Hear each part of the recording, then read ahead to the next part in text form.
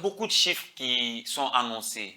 2% du taux de chômage, 5% du taux de chômage. Nous vivons dans les faits. Les faits, c'est que quand vous prenez 10 jeunes dans les rues en Côte d'Ivoire, 8 ne travaillent pas.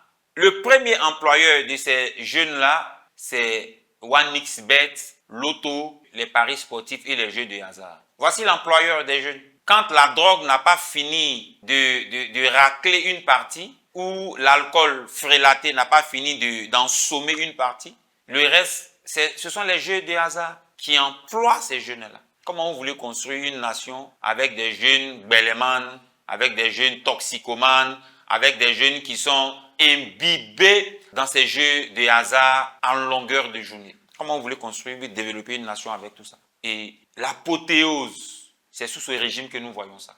Rentrer dans nos différents quartiers et regarder l'attitude de nos jeunes.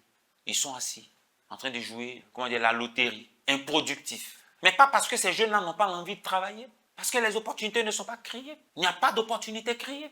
On annonce à longueur de journée financement des projets des jeunes. Vous partez, vous déposez les dossiers, vous revenez, il n'y a rien. Voici la réalité. Il y a trop de chômeurs. Les jeunes chôment et c'est difficile. Et ça encore, il faut avoir le courage de le dire. C'est un échec. Pourquoi les gens veulent toujours cacher que non? Non, il n'y a pas de non. Les jeunes ne travaillent pas en Côte d'Ivoire. La grande majorité des jeunes ne travaillent pas en Côte d'Ivoire. Passez dans nos quartiers et vous verrez. Allez-y à l'intérieur et vous verrez. Même dans nos villages, nos champs, dans lesquels les jeunes travaillaient, sont devenus maintenant des lotissements.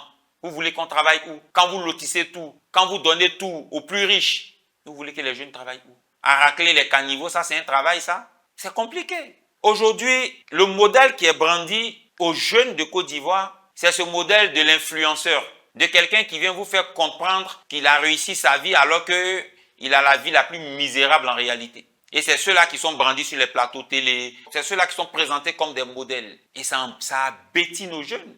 Je pense que c'est des choses que nous allons régler.